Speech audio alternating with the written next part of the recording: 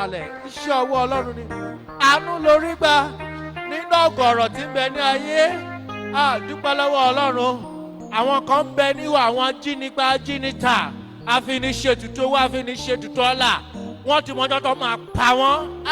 Dúpẹ́ lọ́wọ́ Ọlọ́run, dúpẹ́ lọ́wọ́ Ọlọ́run, dúpẹ́ lọ́wọ́ Ọlọ́run torí pé ó wà láàyè lónìí fún ògo Ọlọ́run. Ẹ jẹ́ a dúpẹ́ lọ́wọ́ Ọlọ́run fún ọjọ́ mẹ́ta yìí ọba tó jẹ́ ká rógun àsúrépè. Jà dúpẹ́ jà dúpẹ́ jà dúpẹ́ fún ohun tó ti ṣe tó ti máa ṣe. Olúwa ẹ ṣeun, Olúwa ẹ ṣeun. Jésù Kristi Olúwa wa. Wà ní Olúwa mo dúpẹ́ pé mi ò ní wá lásán lónìí pé ẹ ò bá mi pàdé lọ́nà ìyanu. Ẹ bẹ̀rẹ̀ sí dúpẹ́ lọ́wọ́ Ọlọ́run. Ìgbé ẹ ò bá mi pàdé lónìí lọ́nà ìyanu lọ́nà àrà. Mo dúpẹ́ pé mi ò ní wá lásán. Ìgbé mi ò ní já sí asán. Olúwa ẹ ṣeun nítorí pé ẹ̀yin ò bá mi pàdé. Ẹ̀yin Ọlọ́run ẹ ó ṣe ìyanu. Jésù Kristi Olúwa wa. Ẹ jẹ́ ká lọ lórí ikún wa.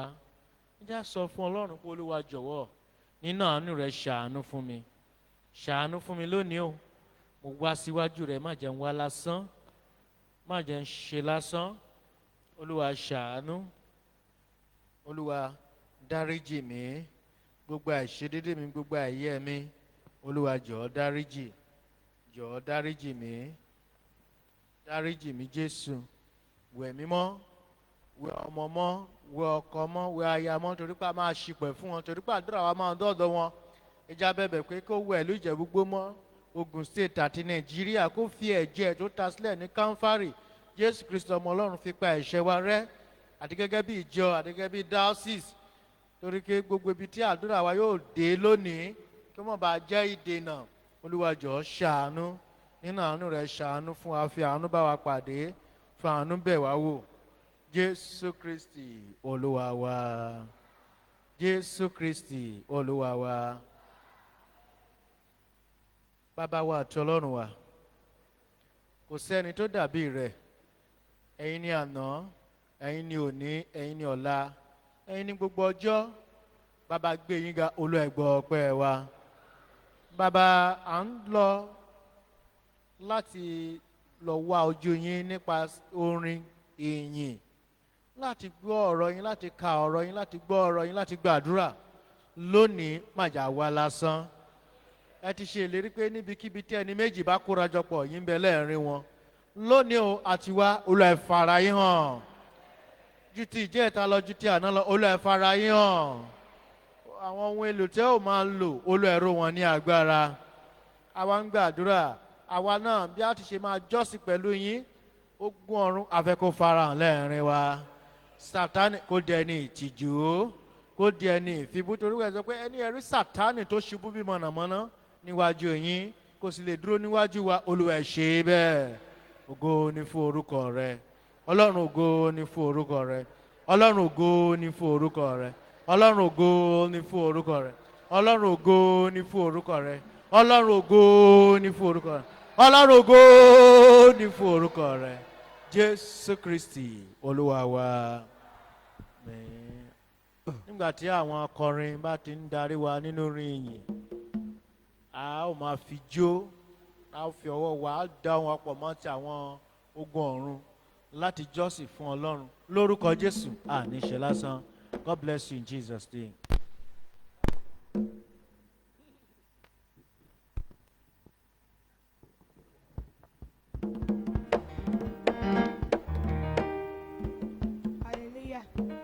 Ká dìde lórí ẹsẹ̀ wa ká bẹ̀rẹ̀ sí ní ju ọwọ́ wa sí Ọlọ́run ká máa yìn ká máa sọ ohun tó dára nípa rẹ̀. Bíbélì jẹ́ kó yé wa pé ìparí ohun gbogbo ó dára ju ìbẹ̀rẹ̀ rẹ̀ lọ. Èní ni ọjọ́ kẹta ìsọjí náà. Ẹ jẹ́ ká nígbàgbọ́ nínú ọkàn wa ká dẹ̀ máa yin Ọlọ́run pé torí pé Olúwa ti ṣe ohun gbogbo tí a ti gbé wá síbí. Tèmi yàtọ̀ sí ti yín o, ti yín yàtọ̀ sí tèmi tó ní kálukú gbé wá síwájú Ọlọ́run. Ṣùgbọ́n ká máa dúpẹ́ lọ́wọ́ ẹ̀ pé torí pé a ti rí èsì àdúrà wa. Ẹ jẹ́ ká sọ pé Ọlọ́run ó ṣe fún gbogbo tó ṣe fún wa, ó ṣe fún ojú ọjọ́ tó dára tí Ọlọ́run fi fún wa tí ò jẹ́ kójò kó sé wa mọ́lé. Ẹ jẹ́ á sọ pé Ọlọ́run ó ṣe oòrùn tó ràn kò ràn láràn jù ohun gbogbo ó wà ní déédéé ó ṣe déédéé ó bá wa lára mu. Ẹ jẹ́ ká sọ pé Ọlọ́run ó ṣe.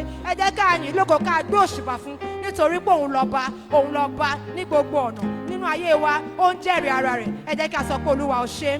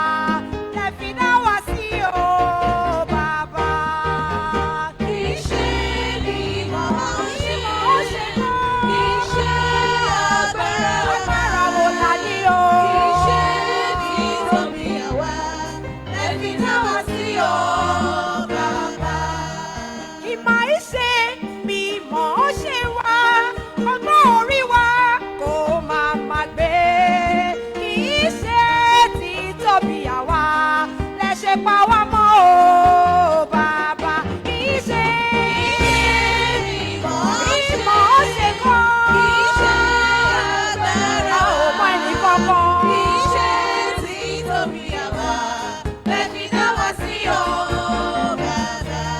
Ẹ tóbi lọ́ba Olúwa, ẹ tóbi lọ́ba ọba, ẹ tóbi lọ́ba Olúwa, ẹ tóbi lọ́ba ọba, ẹ dára sí wa Olúwa, ẹ dára sí wa o ọba, ẹ tóbi lọ́ba Olúwa, ẹ tóbi lọ́ba ọba, ẹ tóbi lọ́ba ẹ tóbi lọ́ba ní orúkọ Jésù lájọ́sìn wọ́n wà wá ní méjì méjì.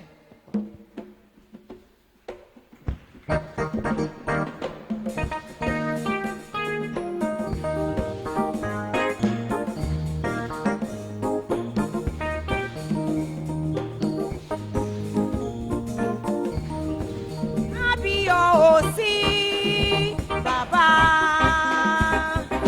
ìrẹ́ ni oníṣẹ́ ìyanu dásàkì rẹ̀ we praise you Lord.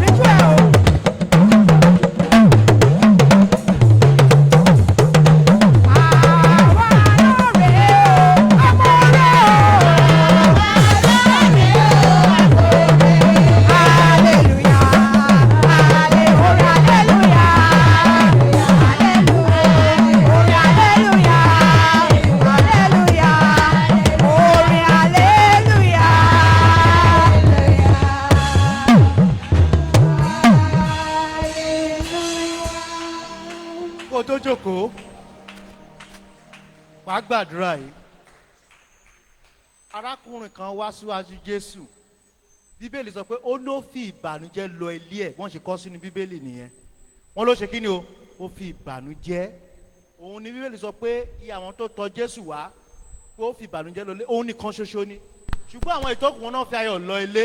Kí ni wọ́n fẹ́ fi lọ ilé lónìí? Mi ò gbọ́ dáadáa. Sọ dáadáa kí n gbọ́. Wàá ní Olúwa, mo fẹ́ fi ayọ̀ lọ ilé lónìí. Mo fẹ́ fi ẹ̀rí tó dájú lọ ilé lónìí. Sọ́dí àdúrà. Mo fẹ́ fi ẹ̀rí tó dájú lọ ilé lónìí. Ẹ̀rí tó dájú tó yanrantí. Ẹ̀rí tó gbòógì. Ẹ̀rí tó pé ṣánṣánṣán. Olúwa, Olúwa, mo fẹ́ mú lọ ilé lónìí. Mo fẹ́ mú lọ ilé lónìí. Mo fẹ́ mú lọ ilé lónìí.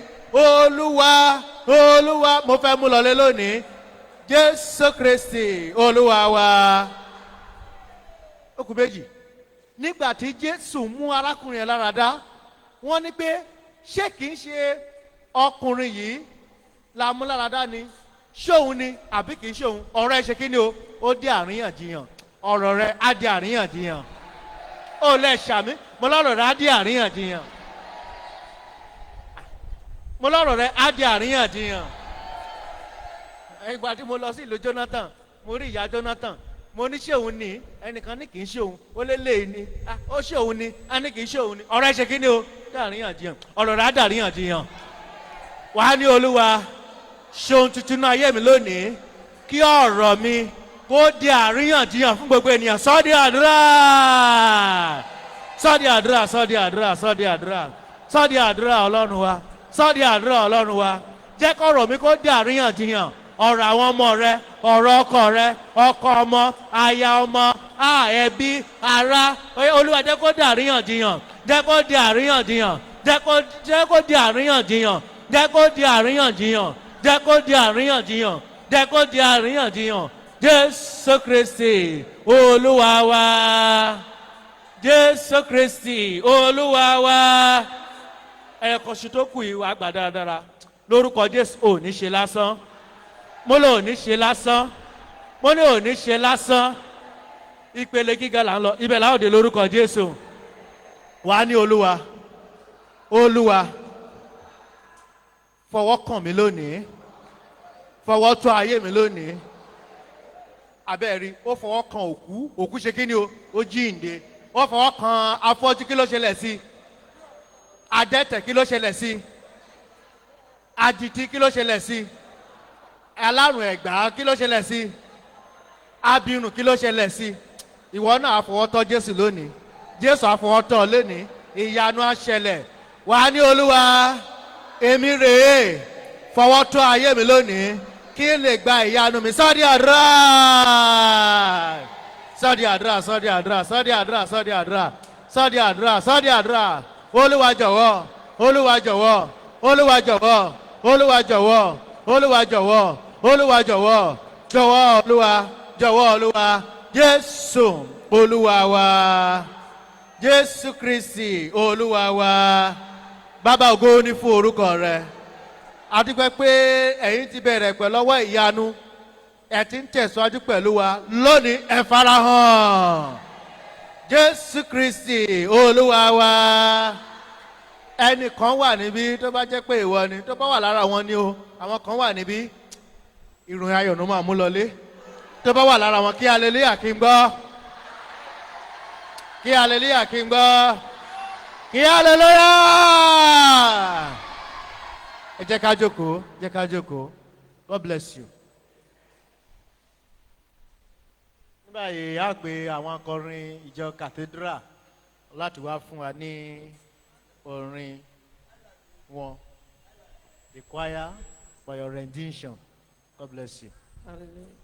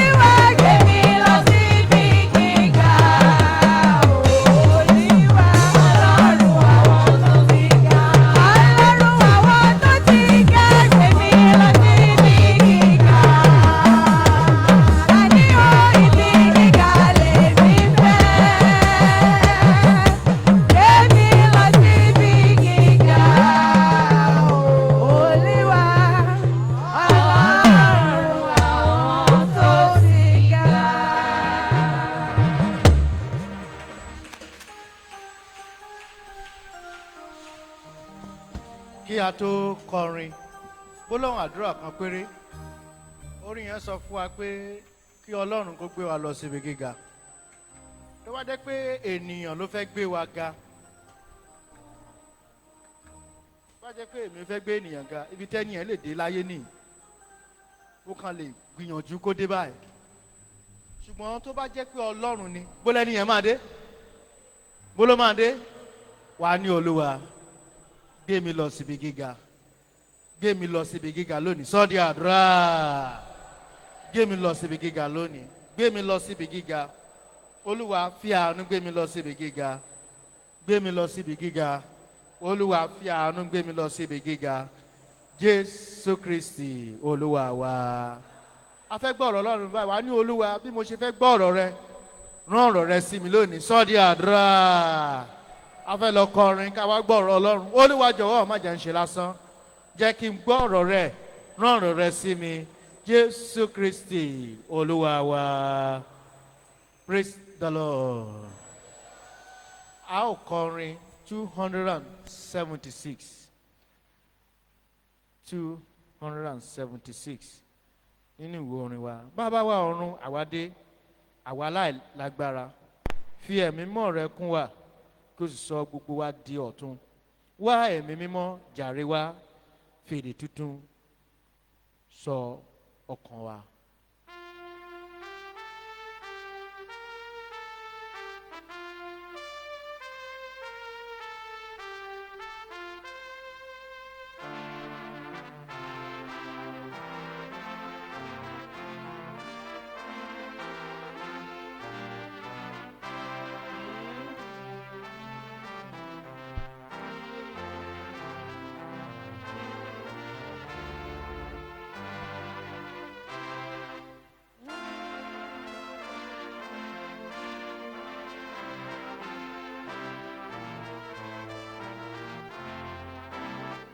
bàbá wa ọ̀run àwádé ẹja dìde dúró.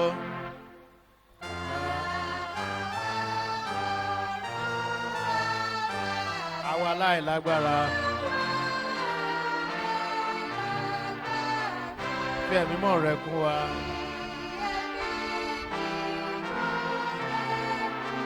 ó sọ gbogbo wa dọ̀tun. wá ẹ̀mí mímọ́ jàre wá.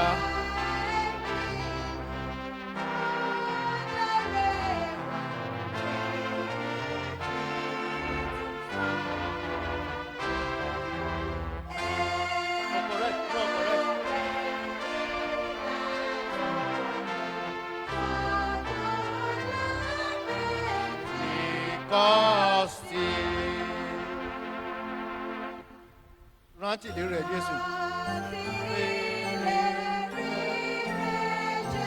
fi àmú rẹ sí ara wa. fi àlàáfíà rẹ fún wa.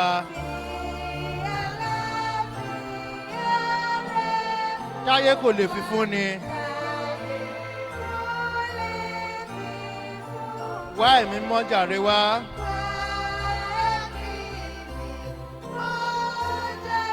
pa ẹ̀ṣẹ̀ run lọ́kàn wa. ẹ̀bùn ńlá rẹ là ń tọrọ.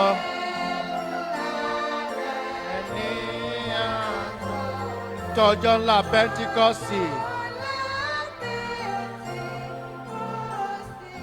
àdàbà ọ̀run bàlẹ́ wa.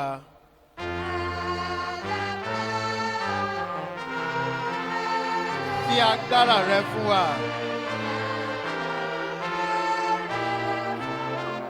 kí gbogbo orílẹ̀-èdè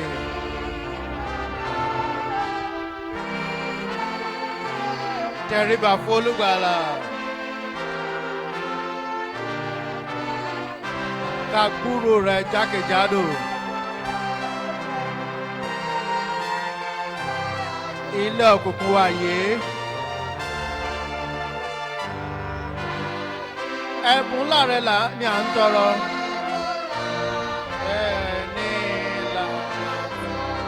tọjọ́ ńlá Pẹ́ńtíkọ́sì.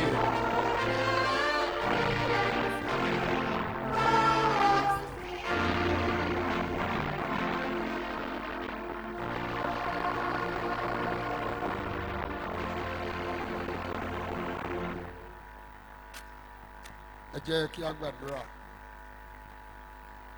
Gbogbo ògo la fún yín Ọlọ́run wa, Ọlọ́run tó ti bá wa bẹ̀rẹ̀ láti ìjẹta.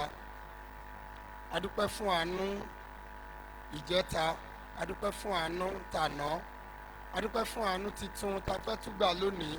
Ọlọ́run gba ọpẹ́ wa, ayérayé gba ìyìn wa. Ó tó àkókò Ọlọ́run láti ṣe àṣepé iṣẹ́ tí ẹ ti bẹ̀rẹ̀ láàrin wa láti ìjẹta. Ọlọ́run àánú jọ̀wọ́ jẹ́ kí àánú ṣàṣepé nínú ayé wa. Ẹ̀yin tẹ́ ẹ sọ pé ẹ ò ní kí ilé Júdà kó wá yín lásán, a ti wá síwájú yín ní àṣálẹ́ yìí. Olúwa fi àánú bá wa pàdé. Má jẹ́ kí ayé wa kó rí bákan náà lẹ́yìn ìsọjí tì í. A gbàdúrà lórúkọ Jésù Kristi Olúwa wa.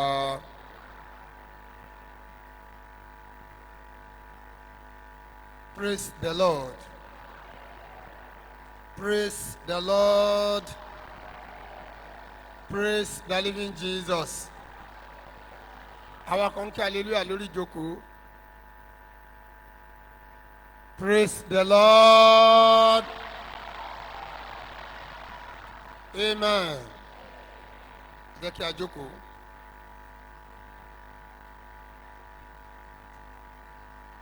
Mo fi ọpẹ́ fún Ọlọ́run ẹni tó ràn wá lọ́wọ́ láti bẹ̀rẹ̀ ìsọjí yìí láyọ̀ àti àlàáfíà tó sì bá wa débi tá a dé yìí. Àdúrà mi ni pé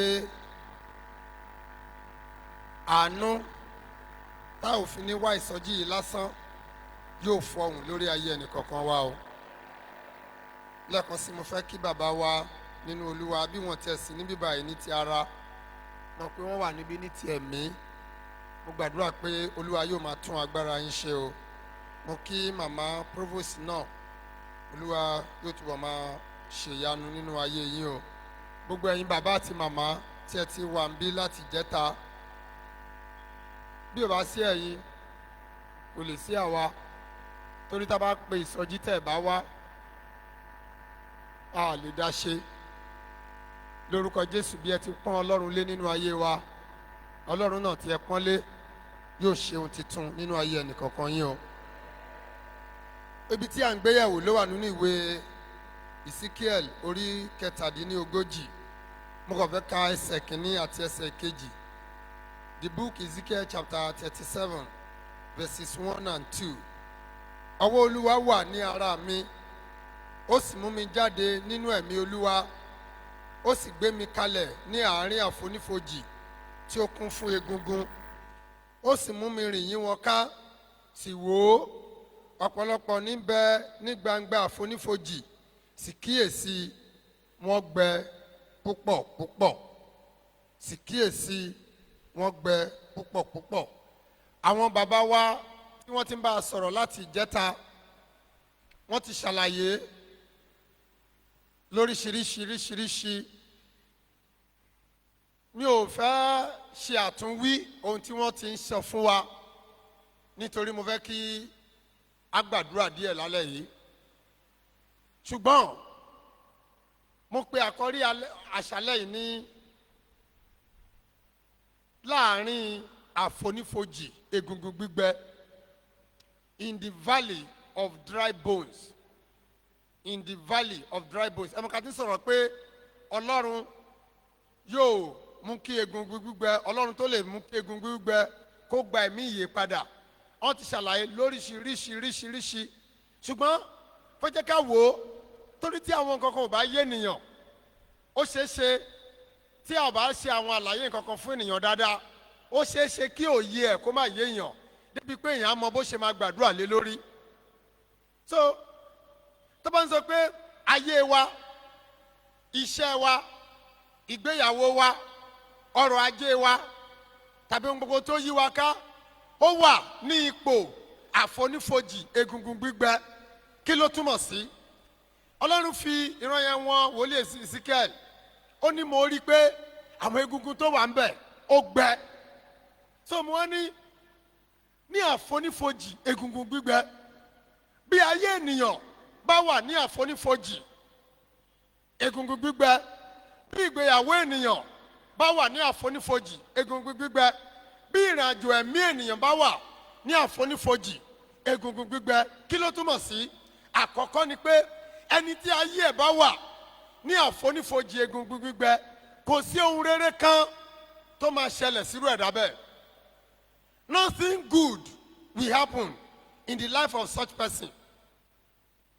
Tọ̀hún lè máa fi etí gbọ́ ẹ̀rí, ó lè máa lọ sínú àdúrà, ó lè máa lọ sí ìpàdé àdúrà, lọ sí ìsọjí, lọ sí ìṣọ́ òru káàkiri, ṣùgbọ́n kò ní ní ẹ̀rí kan ní pàtó. Kò ní, nítorí pé ní àfonífojì egungun gbígbẹ iṣẹ́ ló dàbí ẹni tó lọ láìsí irrigation, láìsí pé ètò bíbu omi sí nǹkan, kéèyàn wá mú ata tàbí tòmátò kó lóun fẹ́ lọ gbìn ní inú oṣù kìíní, níparí oṣù kìíní. Ẹ mọ̀ pé tó bá gbìn, kó tẹ̀ gbìn lóru pàápàá, nígbà tó máa di aago 12 ọjọ́ kejì, kí ló máa ṣẹlẹ̀ sí ata tàbí tòmátò yẹn? Ó máa jóná. So ní àfonífojì egungun gbígbẹ kò ń sí ohun rere tó ń ṣẹlẹ̀ ńbẹ̀. Bí ayé ènìyàn bá wà ńbẹ̀ kò sí ohun tó ṣẹlẹ̀. Ẹ jẹ́ ká wo ìgbéyàwó. Ọ̀pọ̀lọpọ̀ ní ìgbéyàwó ló wà ní àfonífojì egungun gbígbẹ. Fẹ́ ká farabalẹ̀ láti torí pé kó yé wa nígbà táwọn fẹ́ gbàdúrà, á lè mọ, wàá lè mọ ètò jẹ́ tiẹ̀, wàá lè mọ pé àṣírí ayé mi rèé, wàá lè mọ bó ṣe fẹ́ gbàdúrà.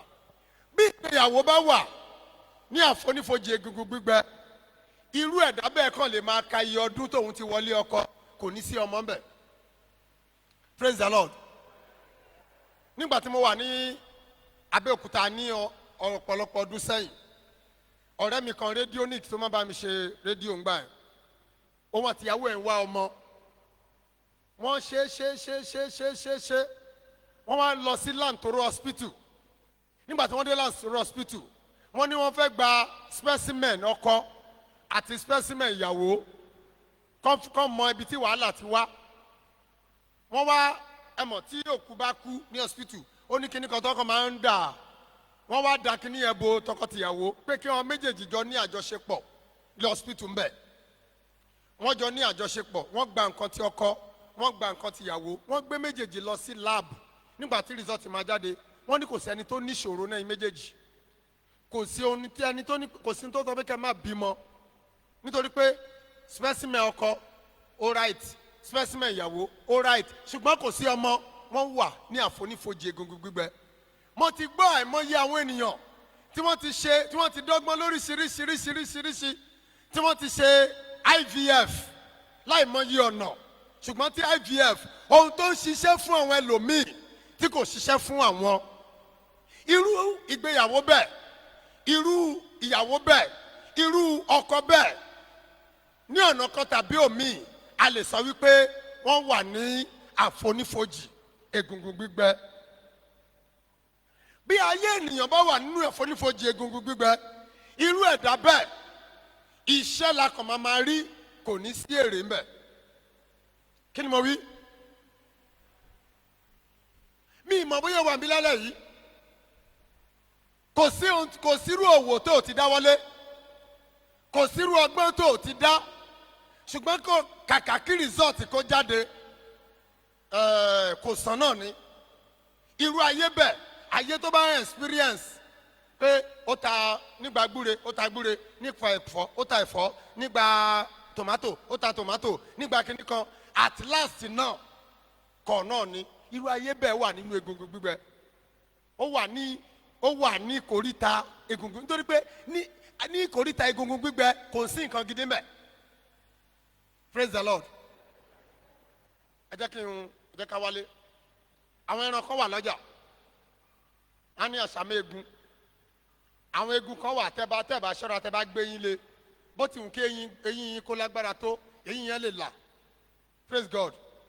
Àbí bẹ́ẹ̀ kọ́, eyín yẹn máa ṣe kí ni o? Ó máa là torí pé bí egungun yẹn ṣe le tó. Bẹ́ẹ̀ ni ọ̀pọ̀lọpọ̀ ayé àwọn ẹlòmíì ṣe rí. Gbogbo tí wọ́n bá dáwọ́lé báyìí, ohun tó máa mú bí àwọn ẹlẹgbẹ́ wọn bá jèrè, àwọn máa ṣọ́ọ̀tì ńbẹ̀ ni. Torí pé kí ni o? Ayé wọn ó wà ní ìkóríta egungun gbígbẹ. Kò sí ohun tí irú ayé bẹ́ẹ̀ máa dáwọ́lé tó máa ṣe kí ni o? Tó máa yọrí sí rere. Number 2.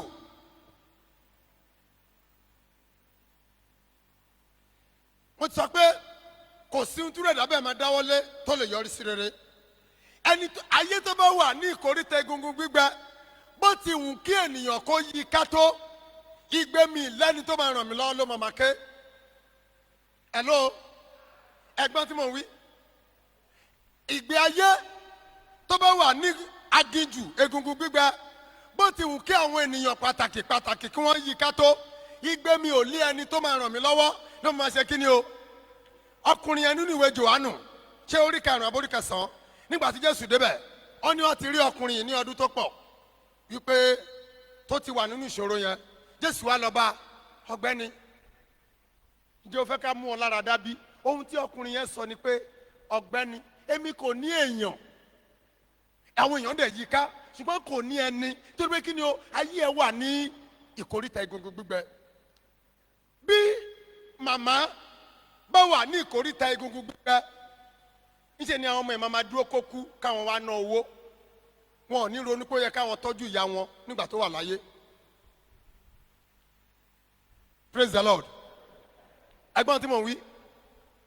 Bí ayé ènìyàn bá wà ní ìkóríta egungun gbígbẹ wọn ò ní ronú ohun rere kàn án nítorí pé kí ni o wọn nígbà tí wọ́n ń pín ohun rere wọn ò tẹ̀ nímọ̀ pé ó exist. Ó nígbà tí wọ́n bá pín tán kó tó máa sọ pé oh my God àti gbàgbé lágbájá òun làbádẹ́ lò sípò yẹn o.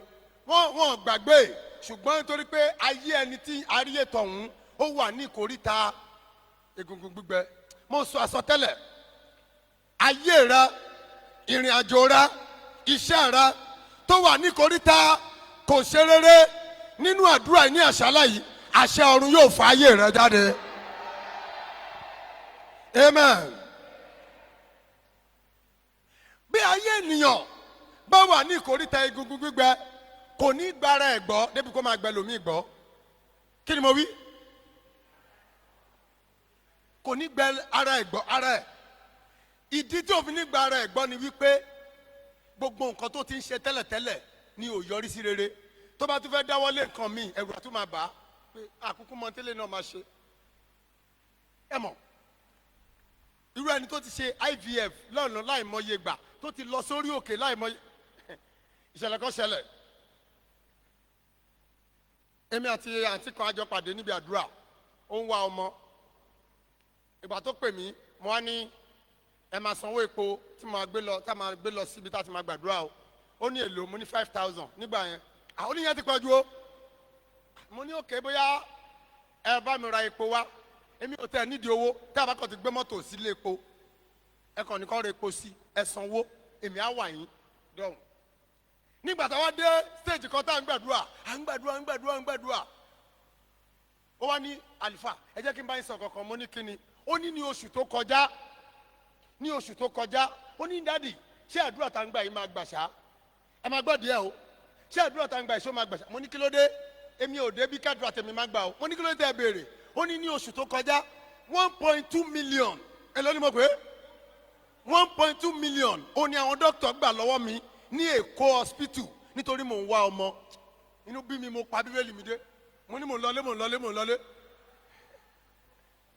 praise the Lord kí ni mo wí mo ní mò ń lọlé mo ní ìyẹn ni mo ní kẹ́ mú 5,000 naira ká fi repo sí mọ́tò kẹsàn pé ó ti pọ̀ jù 1.2 million tẹ lọ́ní oṣù tó kọjá kí ni result yẹ mo ní tó wájú ilẹ̀ mú 200,000 ẹ kẹsàn pé ẹ lọ fún àwọn bàbá lórí òkè kọ́ bẹ̀ sí ní gbàdúrà fún yín bóyá ìyanu ti ṣẹlẹ̀ ẹni tó bá wà ní ìkórìtà egungun gbígbẹ kò ní gbàyàn gbọ́ kí ni mo ní kò ní ṣe when you find it difficult tó bá nira fún ẹ láti gbàyàn gbọ́ débi pé ó máa gbára ẹ gbọ́ yẹ ayé rẹ wò ọ̀rọ̀ ẹ ní ìdààmójútó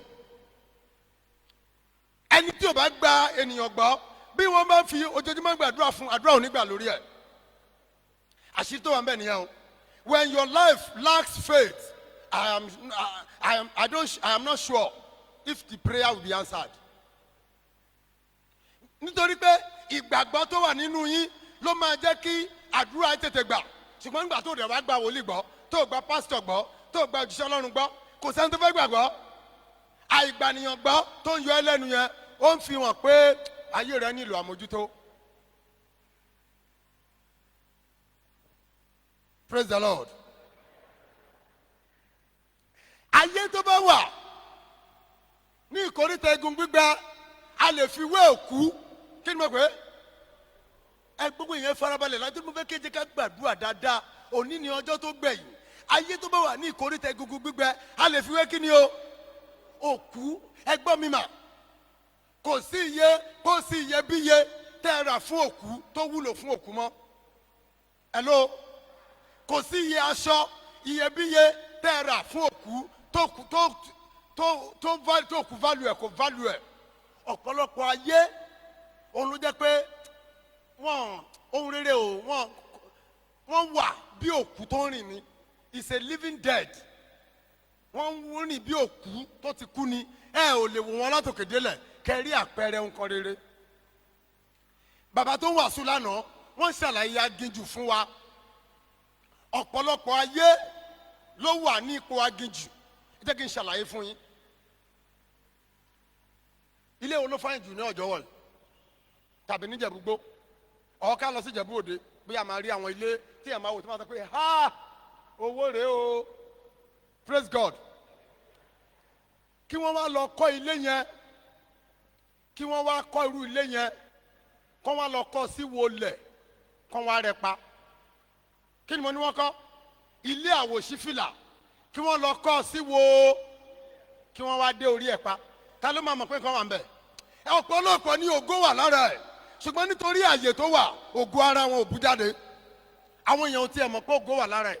Ọ̀pọ̀lọpọ̀ ló jẹ́ gọ́vnọ̀, ọ̀pọ̀lọpọ̀ ló jẹ́ pé mínísítà, ọ̀pọ̀lọpọ̀ jẹ́ pé àyànmọ́ tá a dá àyànmọ́ adarí ni, ṣùgbọ́n nítorí ipò tó wà ipò yẹn ti bo ògo ẹ̀ mọ́lẹ̀. Wọ́n ò rí pé nǹkan kan wà lára ẹ̀. Wọ́n ní it's good for nothing. Téèyàn bá wà ní ipò ìkórìtà egungun gbígbẹ, ẹ gbọ́ mi sà, kò láì dí àlẹ́nu. Kí ni mo ní kò ní? Ẹ jẹ́ n sọ ìkan sí i. Ẹni tó bá wà ní ìkórìtà egungun gbígbẹ gbogbo ẹ̀ ló ba lára mu. Kí ni mo ló ṣe o? Nítorí pé kí ni á béèrè aṣọ lọ́wọ́ àbúrò ẹ̀, but àbúrò ò ní ṣẹ́ẹ̀tì tó ti wọ̀kù.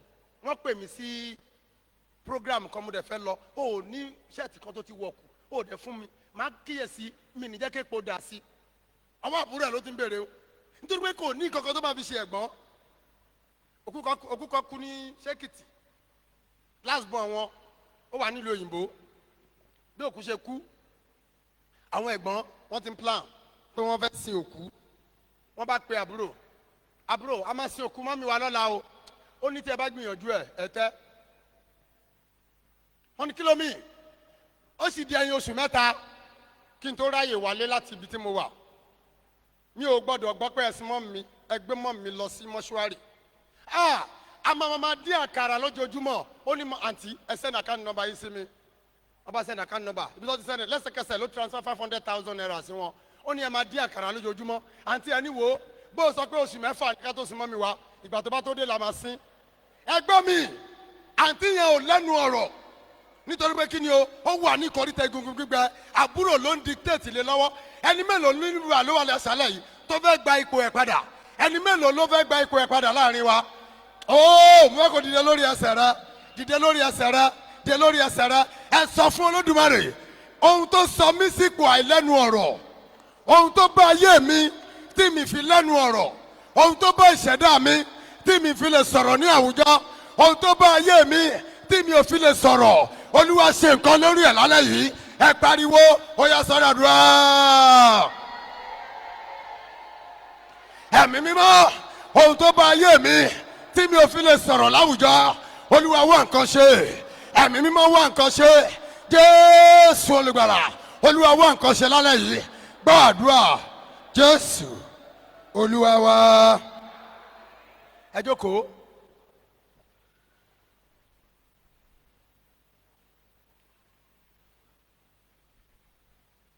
Gbogbo tí mo sọ síwájú yẹn, kí ni àwọn nǹkan tó ń fà á? Kí ni nǹkan tó ń fà á tí ọmọ tá a dá gẹ́gẹ́ bí ológo ṣe ń padà di olófo? Kí ni àwọn nǹkan tó ń fà á tí ẹni tí a dá gẹ́gẹ́ bí adarí tó ṣe ń padà wá di ẹni tí wọ́n ń pàṣẹ lé lọ́wọ́? We want to check the cause or causes that has caused us to find ourselves in the valley of dry bones. àwọn nǹkan tó sún ayé wa, àwọn nǹkan tó tì wá débi tá a bára wa, kí ni àwọn nǹkan tó fà á? Àkọ́kọ́, àwọn tí mo rò pé ó lè fà á, àkọ́kọ́ òun ni àwọn ìṣẹ̀lẹ̀ tá ò mọ̀ nípa ẹ̀ tó tá a bára wa nú ẹ̀ nípasẹ̀ ibi tí wọ́n ti bí wa. Ẹgbọ́n tí mo ń wí, ẹ̀yin màmá yẹn farabalẹ̀ o, kí ni mo ní ká ṣe? Àwọn ìṣẹ̀lẹ̀ tá a mọ̀ díẹ̀, tá a mọ̀ bó ṣe ṣẹlẹ̀, tá a kàn dédé bára wa nú ẹ̀ nítorí ibi tá a ti bí wa.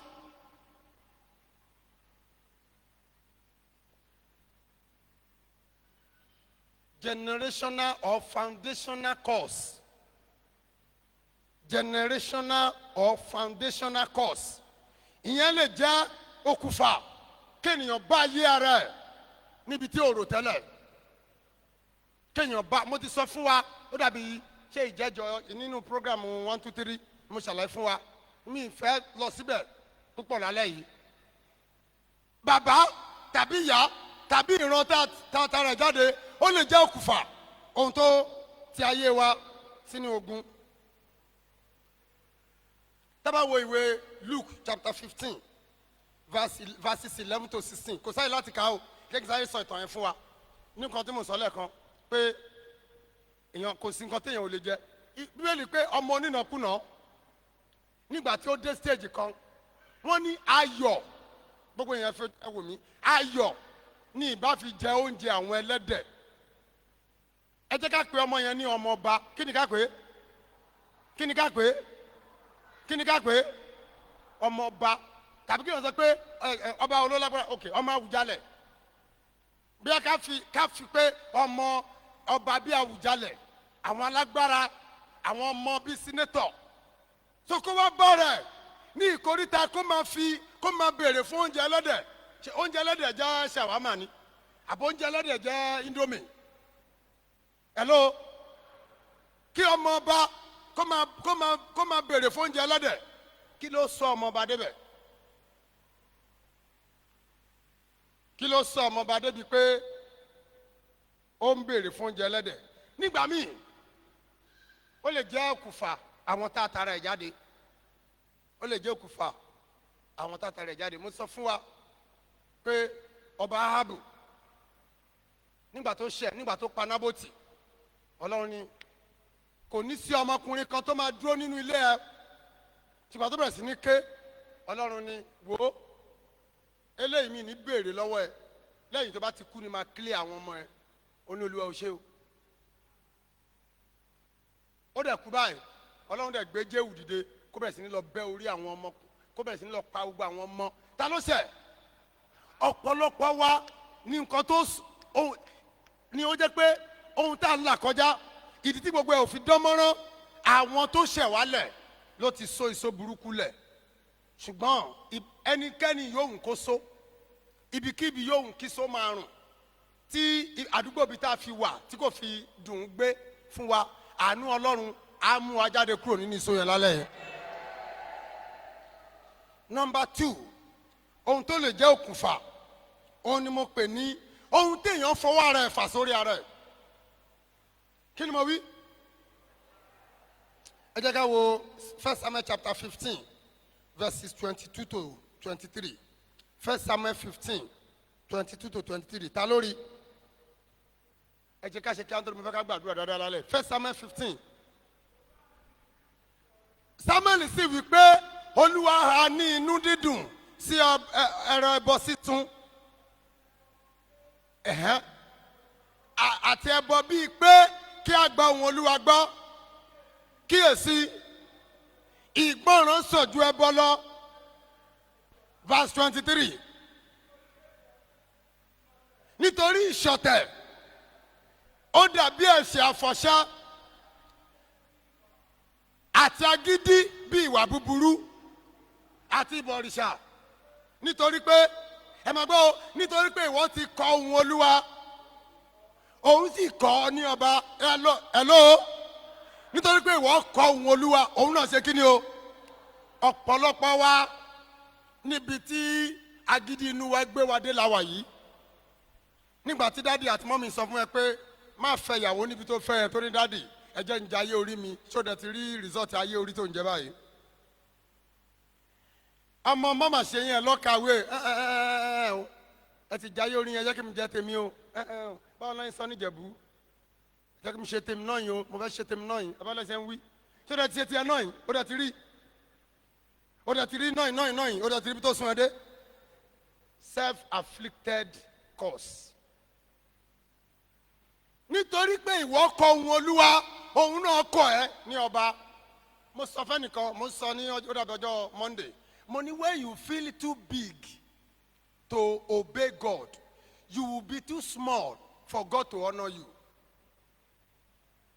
Nígbà tó bá ti rò pé I have arrived mi ò lè gbọ́ràn sí bàbá tàbí ìyá lẹ́nu mi ò lè gbọ́ràn sí àwọn adarí mi lẹ́nu níwájú Ọlọ́run wà wá kéré ju ẹni tí Ọlọ́run lè dá lọ́lá lọ. Sọ́fẹ́ni tó wà lẹ́gbẹ̀ẹ́ pé ẹ pẹ̀lẹ́ o dádì sọ fún bẹ́ẹ̀ ẹ sọ pé ẹ pẹ̀lẹ́ o mọ́mì. Agídí inú ló bá ẹlòmíì débi tó dé yẹn. ẹ jẹ́ parí ìjà yìí ẹ jẹ́ parí ìjà yìí lọ bẹ̀ ọkọ ẹ irọ́ láyé mi ò tún lè fẹ́ mọ́ láyé mi ò lè ṣe yẹn mọ́ ọ̀n sọ pé kéèyàn orí tó fẹ́ jẹ̀kó hello orí tó bá máa jẹ̀kó tó bá wà láàrin ìmọ̀lù ẹ̀ á sún á bọ́ sí ẹ̀gbẹ́ ìmọ̀lù ẹ̀ tó bá bọ́ sí ẹ̀gbẹ́ á ti yọrí síta báyìí wọ́n wá fún ní kò ní orí lọ́tìta.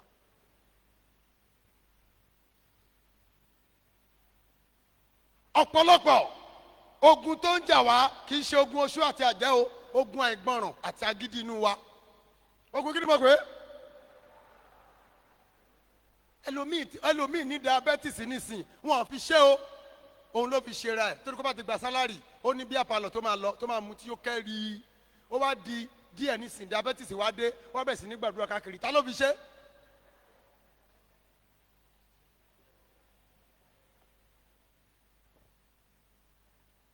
Praise the Lord. Yàtọ̀ sí yẹn ìmí lè jẹ́ àfiṣe wọ́n lè bẹ́ ìpèlú yọ̀ pé ìwọ lábájá bó ṣe máa ríre ní ọ̀pọ̀lọpọ̀ ìgbà àwa tá a wá láti ìdílé olórogún ọ̀pọ̀lọpọ̀ ń tà ń dojúkọ iṣẹ́ àwọn orogún ògo tí ìyàwó tí àwọn akẹ́kọ̀ọ́ ti lọ wo àkọsẹ̀jáyé wọ́n ní ọmọ yẹn ló máa kọ́ ilé epo sádùúgbò wa wọ́n kọ́ lè po ní kó má kọ́ akọ́ tiẹ̀ sórí àkìtàn wọ́n dẹ̀ ṣe pa.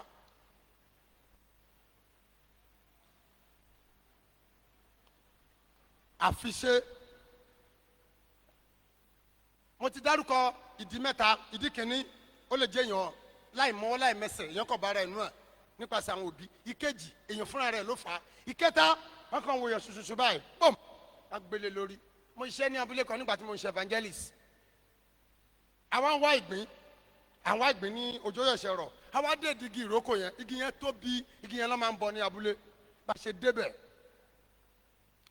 kó tó débẹ̀ àwọn obìnrin ìlú ni wọ́n ń ṣe ọdún náà wá gbé ẹbọ lọ sí digi yẹn ibi wọn ti dé digi òun ni wọ́n wá rí ìṣó tí wọ́n kàn mọ́gi náà wá pè mo dẹ̀ ti lágídí díẹ̀ láti gbà yẹn katikis ẹ má bọ̀ wọ́n kàn yẹn mọ́gi èmi náà bá gbéra àlọ́wúṣó gbàtà débẹ̀ ó ti tó gbà tí mo ti bẹ̀rẹ̀ wá a ò rí wọ́n ti bójú wa wọ́n wá ní ọlọ́run wá ní ó lè fojú rí ó gbàdúrà kó tó wà bátàdí mẹ́yìn ọmọ tájọ wa mùsùlùmí ni bani mọ́ṣúdì yá gbàdúrà olúwa ó yá afẹ́ rí mo yẹ lajú báyìí mo kàn rí mọ́ṣúdì má bọ̀ àti rí ó ní òun ló máa yọ jẹ́ kẹ́mi yọ o jẹ́ kẹ́mi yọ ó bá dúró sẹ́yìn mi o ṣẹ́ni bá ṣe mú kíní ẹ̀ tá fáyọ báyìí ṣé ló dàbí ìbọn gbòò bí wọ́n gbé mi ni o bí mo rá délé ni o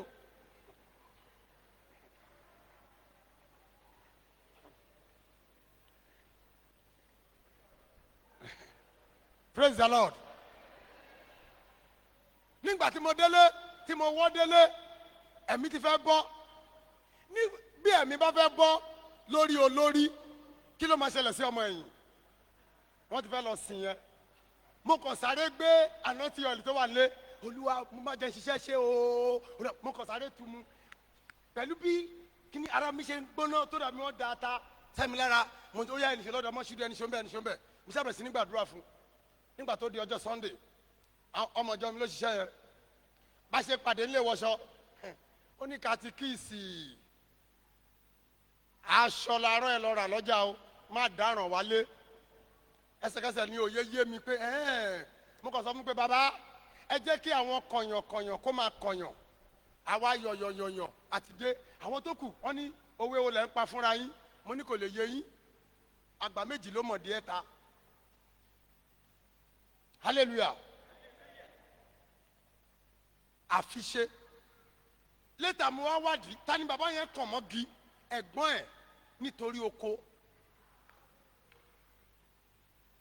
hello kí ni mo pè é ẹ̀gbọ́n ẹ̀ àǹtí ẹ̀ nítorí oko nígbà tó rí pé akọ ìyẹn pa àgádágodo ló ṣe ojú mi ò tètè wá sí mo dẹ̀ ń kọjá lé wọn mo dẹ̀ ń rí àgádágodo yẹn lẹ́nu ọ̀nà ṣùgbọ́n mi mọ̀ pé ibẹ̀ ló parí sí àǹtí yẹn sí màmá yẹn sí kí màmá yẹn tó kú ìgbà tí màmá yẹn kú ni kọ́kọ́rọ́ yẹn jábọ́ mo ní ha àfùgbà yẹn lọ jogún oko ọ̀pọ̀lọpọ̀ ló wà nínú ogun nítorí àfiṣe ogun orogún ogun ọmọ ẹ ò ní jọ ọmọ mi lọ ọmọ ẹ ogun tó ń jẹ ọ̀pọ̀lọpọ̀ nìyẹn o ọmọ ẹ ò ní gajọ ọmọ mi lọ bókòrò kí ọmọ ẹ gajọ ọmọ mi lọ ayé àwọn méjèèjì òkùnkùn ní ìtumọ̀.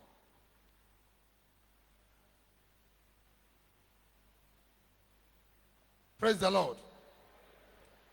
nínú ìwé kírónìkà kìíní orí 4 ẹsẹ̀ 9 sí ẹsẹ̀ 10 a sọ ìtàn ọkùnrin kan fún wa tá à ń pè ní Jábésì wọ́n ní ìyá ẹ̀ wo ṣùṣùṣùṣùṣùn ó ní ọmọ ìbànújẹ́ ni ìwọ ọlọ́lọ́mọ tó rí ọmọ ìbànújẹ́ ni ẹ́ ó dẹ̀ bẹ́ ìpèlé ọmọ yẹn ṣùgbọ́n ọpẹ́ ni fún Ọlọ́run pé ọmọ yẹn ò parí ìrìnàjò ẹ̀ sí ìkórìtà ìbànújẹ́ gbọ́ mi mà mo Ọlọ́run rán mi sí ẹnìkan lálẹ́ yìí mi ò mọ ipò tó wà mi ò mọ ọjọ́ tó ti wà ń bẹ̀ mi ò mọ bí àwọn náà ti dáwọ́lé nǹkan ó ti gbìyànjú ó kì í ṣe ọ̀lẹ ṣùgbọ́n result ni ò sí. Hello kí ni mo wí.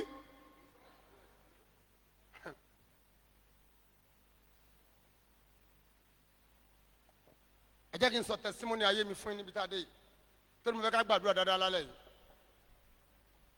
àwọn tá a bá wá ní ìdílé dáàdi wa fẹ́yàwó 2 mẹ́ta tí wọn bá ti mọ Ọlọ́run wàhálà dé. Praise the Lord. kí ni mo ló dé. ìyàwó dáàdi wa àṣírí ní àìpẹ́ ní àṣírí wọn tú lẹ́yìn ọ̀pọ̀lọpọ̀ ọdún tí ogun yẹn tọ́lọ́run ti ṣẹ́gun yẹn fún mi làṣírí ẹ̀ṣẹ̀ tú ṣé ló mú báírò mi nígbà tí mo wà skul mo ṣàkọrí pé ọmọ tó ti mọ̀wé kò mọ̀wé mọ́ ìgbà 10 ọ̀tọ̀ọ̀tọ̀ ìgbà mélòó ni mo pé ó ní mo ṣe wà ẹ̀ kìkì tó pass ìgbà mélòó ó tó stage kan dáàdi mi ní Rẹ̀mí mo ní sà result ti ẹ̀kọ́ lélẹ́yìí o mo ní kò yé mi sá tí bàbá bá jókòó sí ẹ̀gbẹ́ mi tí mo bá sọ pé dáàdì báyìí ní kẹ́ ṣe kọ́ bàbá lè gba A1 ìṣẹ́dá kan fún èmi ní F9 tàbí kan kọ absent ìgbà ọ̀pọ̀lọpọ̀ ìgbà absent máa ní mo lọ mo mark register mo ṣe gbogbo ẹ absent ló máa kọ tàbí kí wọ́n ní wọ́n dá result wá dúró ó wá di ọdún yẹn ní dáwọ́sìsì wa ní Ẹ̀gbá ní synod àwa tó afẹ́ jẹyàn afẹ́ parí synod lọ́jọ́ Sunday gbogbo wa tó àti bishop àti delegate gbogbo wa tó àgbé àwo sọ́wọ́ afẹ́ lọ jẹun ó ní ẹ̀gbọ́n mi kan lẹ́yìn ọdún 9 tí mo ti ń ṣe agent ọdún 9 tí mo ti wà ní agent ó ní ẹ̀gbọ́n mi wá ní mo gbé àwo báyìí ó kù bí èèyàn 4 kí yán yẹn kàn mí mo ti ń wo yán yẹn kọ́ńtì sáfù mo ti ń wo yán yẹn mo ti ń fi ọkàn ro bí mo ṣe máa finish ó ní ẹ̀gbọ́n mi wá sọ pé Rẹ̀mí mo ní sá tó bá mọ̀ wípé ò ní ìwé kà gbèsè lẹ̀ kó tó di àgbàyà sínú iṣẹ́ agent ṣé ni àwo jábọ́ lọ́wọ́ mi mo kàn dẹ̀ yí padà pẹ̀lú omijé mo dẹ̀ ń lọlé mo bá change àdúrà mi ní ọjọ́ yẹn Olúwa gbogbo tó dé ìdíwọ́ fún mi tí ò jẹ́ ń rí result mi mú Olúwa yanjú ẹ̀ lọ́dún yìí mo ṣe gbogbo ibi tí mo ti lọ ṣèṣọ́jí tó bá ní ẹ gbàdúrà mi nìkan mi Olúwa mú kúrò ègún yẹn mo kàn rántí ọ̀rọ̀ ọjọ́ yẹn ṣá ọ̀rọ̀ yẹn kàn ríǹgì létí mi ṣá nígbà tó wá di ọdún yẹn ọ̀rẹ́ mi ló lọ gba fọ́ọ̀mù ó ní evangelist gbà mo ní wo tẹ́ ti sú mi jàre mi ò ṣe mọ́ jàre mo ti ṣe 9 mi ò kúkú pass mi ì ṣe mọ́ jàre wọn náà wà ń bíbá yìí ó sọ pé ó tẹ gbìyànjú mọ́ tóró ti gbìyànjú alẹ́ yìí ó ní ogun fèlì yẹn máa dópin lórúkọ Jésù ọ̀rẹ́ mi ṣá lọ gba fọ́ọ̀mù yẹn ó mú fún mi mo bá fìlì ẹ̀ mo bá lọ submit mi ò kàwé fún WAEC mi ò ṣe kí ni o torí mo ti wò pé bó ṣe rí náà ló ṣe máa rí mi ò kàwé mo kọ́ ṣàkàn lọ mi ṣàkọ́kọ́ anything tí mo rí síbẹ̀ nígbà tí result máa jáde ibi tí mo ti pass tó kéré jù ó ní mo ní C4 mo ní ẹ́ ṣé bọ́lá ń ṣe rí rèé nígbà tá a dé ECOMA wọ́n ní láàrin àwa 54 mo ṣe po kẹwàá wọ́n ní ọ̀dẹ̀ máa mú 27 ìwọ bọ́ báyìí gbogbo àwọn tájọ lọ látẹ̀gbà wọn mú ẹnì kankan praise the Lord mo wá délé mo wá jókòó pé èyí tí mo kàwé fẹ́ẹ̀lì ni wọ́n fún mi àṣẹ pé ọwọ́ kan ló dá mi dúró ọdún tó kọjá yìí ó ní àṣírí ẹ̀ṣẹ̀ṣẹ̀ tú wípé ìyàwó mọ́ mi wá ló mú báírò hello ló ṣe kíni o mo wá wò pé àṣà pípò yìí ti rí di ibi tí mo ń lọ tó fi mú báírò mo ń sọ àsọtẹ́lẹ̀ sínú ayé ẹnìkan ìbá jẹ́ ogun ilé ìbá jẹ́ ogun àfọwọ́fà ìbá jẹ́ ogun ẹbí ìbá jẹ́ ètò òjogúnbá ló sọ ayé rẹ sí kòríta egungun gbígbà ní àṣálẹ́ yìí wàá bá ìyànjú pàdé lórúkọ Jésù.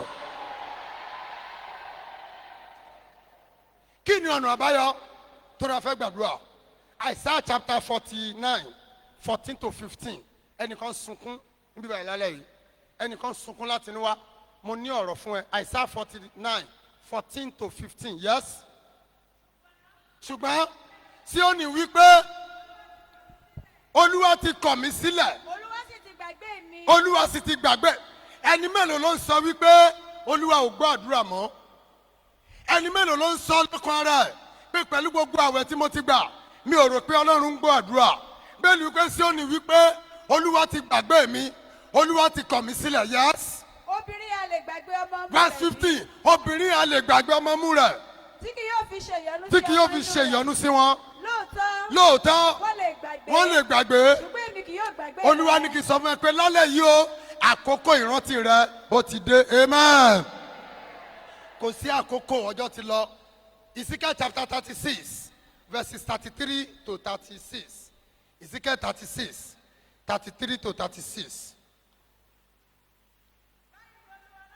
báyìí ni Olúwa Ọlọ́run wí. ẹ fún ọ ní microphone.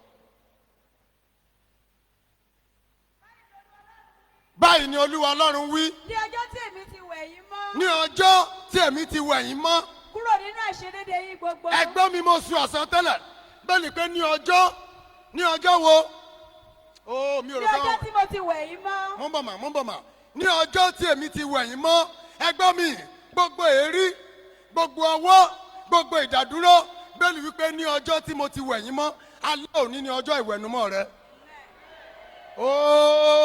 ó ní fi ẹ̀jẹ̀ ẹni sùúrù ó ní fi ẹ̀jẹ̀ Jésù wẹ̀ mí èmi ò ṣe kí ni o gbogbo àmì tí ò jẹ́ kí o rí ìrànlọ́wọ́ bẹ́ẹ̀ ni pé ní ọjọ́ tí mo ti wẹ̀ ọ́ mọ́ àṣálẹ́ òní ó ní ọjọ́ tí Olúwa fẹ́ wẹ̀ mọ́ àṣálẹ́ òní ní ọjọ́ tí Olúwa fẹ́ wẹ̀ èrí yẹn kúrò yes ma. kúrò nínú àìṣedéédé yín gbogbo. kúrò ní àìṣedéédé yín gbogbo. èmi ò mú kí a tún gbé ìlú. a ó sì lọ bí ahoro wọn ni. a ó mọ ibi ahoro wọn ni oh God gbogbo ohun tó ti bàjẹ́ àṣálẹ́ yìí ni òun ni àtúnṣe bẹ̀rẹ̀ lé lórí. yes. ilẹ̀ ahoro. ilẹ̀ ahoro. òun lẹ́ ò sì ro. òun lẹ́ ò sì ro. tí ó ti di ahoro ní ojú gbogbo àwọn tí ó ti kọjá. tó ti di ahoro ní ojú gbogbo àwọn tó ti kọjá. ẹgbẹ́ mi ò mọ iye ọdún táwọn èèyàn ti ń kàgbà tó ti wọlé ọkọ. mi mọ iye ọdún táwọn èèyàn ti ń retí kí ìyanu kó ṣẹlẹ̀. wọ́n ní ilẹ̀ ahoro ilẹ̀ tó ti di ahoro lójú gbogbo àwọn tó ti kọjá. gbogbo wọn ti mọ̀ ẹ́ pé ṣé ìyá yẹn ó máa tún tó dé wọ́n ti mọ̀ ẹ́ sí ìṣòro yẹn, wọ́n ti mọ̀ ẹ́ sí condition yẹn, ṣùgbọ́n Olúwa sọ pé ní àṣálẹ̀ yìí òun máa ṣe iṣẹ́ àtúnṣe gẹ́gẹ́ bí ọ̀rọ̀ Olúwa. Àtúnṣe agbára àtòkè wá kó ṣẹlẹ̀ nínú ayé rẹ lálẹ́ yìí. Mọ́mi, nítorí àkókò a fẹ́ lọ gbàdúrà. Ẹ ka Bíbélì tó gbẹ̀yìn, Luke chapter 15 verse 18. Luke 15:18. Kẹ́ múra, kẹ́jẹ́ ká múra láti gbàdúrà. Luke 15:18. Èmi ò ṣe kíni o? Èmi ò ṣe kíni o? Èmi ò dìde. Èmi ò sì tọ̀ bàbá mi lọ. Èmi ò tọ̀ bàbá mi lọ. Èmi ò sì wí fún pé. Èmi ò sì wí fún pé. Bàbá. Bàbá. Èmi ti dẹ́ṣẹ̀ sí ọ̀run. Èmi ti dẹ́ṣẹ̀ sí ọ̀run. Àti níwájú rẹ. Àti ní iwájú rẹ. Èmi kò sì yẹ. Èmi kò sì yá. Bí ẹni tí a bá máa pèlè ọmọ rẹ mọ́. Ẹ ṣe mà. Èmi ò dìde. Ẹ gbọ́ mi, ẹ̀yin màmá lẹ wí pé ọmọ tí ó bá ṣípá òun ni kíni o? Ọ̀rọ̀ Ọlọ́run jáde sí ẹ ní àṣálẹ́ yìí pé òun fẹ́ ṣe àtúnṣe. Ọ̀rọ̀ Ọlọ́run jáde sí ẹ ní àṣálẹ́ yìí pé òun fẹ́ tú ayé rẹ lẹ̀. Ǹjẹ́ o ṣetán láti dìde? O gbọ́dọ̀ dìde kúrò nínú ẹ̀ṣẹ̀ yẹn. Ẹjọ́kọ̀ mi tí nìkan dìde ní ìlú dìde yẹn kọ́ ni mo sọ. O gbọ́dọ̀ dìde kúrò nínú ìwà ẹ̀ṣẹ̀ yẹn. O gbọ́dọ̀ dìde kúrò nínú ìwà eré yẹn. O gbọ́dọ̀ dìde kúrò nínú ìwà ìṣòrodo yẹn. O gbọ́dọ̀ dìde kúrò nínú ìrìn àjò kò gbọ́ná kò tutù tó ń ṣe nínú ẹ̀mí. Láì dìde kúrò ní ipò tó wà, ìrànlọ́wọ́ Ọlọ́run lè má jáde o. Bíbélì sọ nínú ìwé Róòmù orí 6, ó ní a ò lè wà nínú ẹ̀ṣẹ̀ ká ní kó rẹ̀fẹ̀ kó máa pọ̀ sí. Ó lè wà nínú ìgbé ayé ẹ̀ṣẹ̀ yẹn kó ní òun retí ìyípadà látọ̀dọ̀ Ọlọ́run. Ọmọ nínàkúnà ní èmi ò dìde. Until you move, there can never be a move from God. Until you move, tó bá dìde, Ọlọ́run náà ò lè dìde. God never waste his resources. Àìmọye àwọn àǹfààní ló wà, ṣùgbọ́n Ọlọ́run fẹ́ kí wọn náà kọ́kọ́ dìde, kóun náà tó dìde lórí ẹsẹ̀ rẹ̀. Ẹ dìde dúró lórí ẹsẹ̀ yín. Mi mọ ipò tó wà, gbogbo ènìyàn díjú yín, ẹ díjú yín, ká tó gbàdúrà lálẹ́ yìí. Mi mọ ó ti bá ara rẹ ipò tó wà yẹn, ṣé ìwọ ló fúnra ẹ fà á? Ọmọ tán ní kó má tẹ̀lé tó ń tẹ̀lé káàkiri yẹn, orí bíi ti rìsọ́ọ̀tì ẹ̀.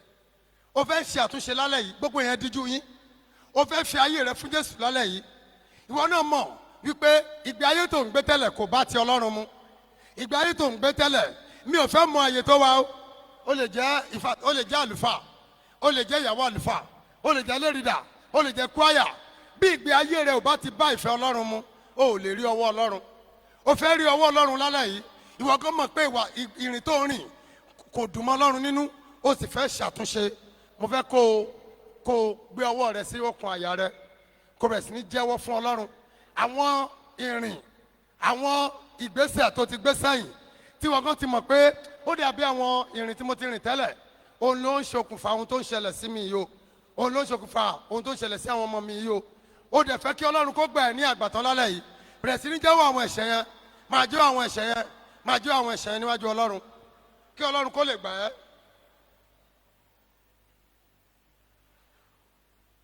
Jésù Olúwa wa.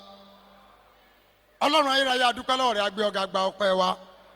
Gbogbo ọkàn tó ti gbọ́ ọ̀rọ̀ rẹ lálẹ́ yìí tí wọ́n ti ṣetán àti ronúpìwàdà, Olúwa fi àánú gbà wọ́n. Mo gbàdúrà lórúkọ Jésù Kristi Olúwa wa. Àdúrà wa ò ní pọ̀ lálẹ́ nítorí àkókò ti lọ. Ẹ̀yin onílù, gbogbo àwọn tó fẹ́ bọ́ ní àṣálẹ́ yìí, àǹtí bí ẹ máa gbé ọmọ yẹn kàn ní o, mi à no no, ọwọ́ yìí mo fẹ́ kó máa dún. Ó níyẹn rèé, ayé mi jáde wá, ayé mi jáde wá o, ayé mi jáde kúrò láginjù, ayé mi jáde wá sí gbangba. Ayé mi jáde wá. Ayé mi jáde wá o, ayé mi jáde kúrò láginjù, ayé mi jáde wá, ayé mi jáde wá, ayé mi jáde wá o. Amen. Tí àwọn èèyàn bá wà níbi ẹ́ńjìn lókè, ẹ bá mi yí gọ́gùn ẹ sísàlẹ̀. Ẹ jọ̀ọ́ tó lọ́rùn, ariwo gọ́gùn ẹ, ọwọ́ ni mo fẹ́ máa gbọ́. Ariwo gọ́gùn ẹ ti pọ̀, mo kàn fẹ́ máa gbọ́ gọ́gùn ẹ lábẹ́lẹ̀. Tọ́mọ wà níbẹ̀ tó bá bẹ̀rẹ̀ sí kí ó ní gọ́gùn mú gọ́gùn lẹ̀. Ìlú yẹn kó máa dún. Àwọn tó bá mú rẹ̀, hello, gbọ́ orin tí ẹ̀mí mọ́ fún mi láti àná nígbà tí mo ti ń prepare for program yìí nìyẹn.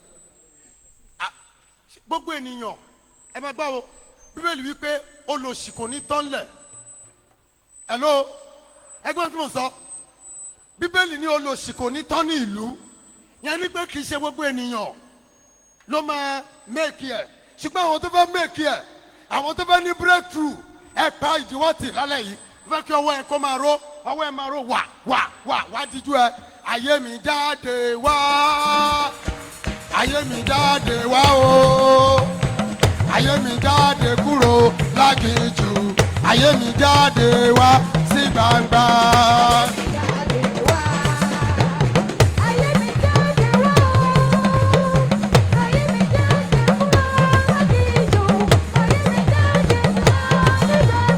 Àyànmọ́ mi jáde wá àyànmọ́ mi jáde wá o àyànmọ́ mi jáde kúrò láginjù àyànmọ́ mi jáde wá sí gbangba.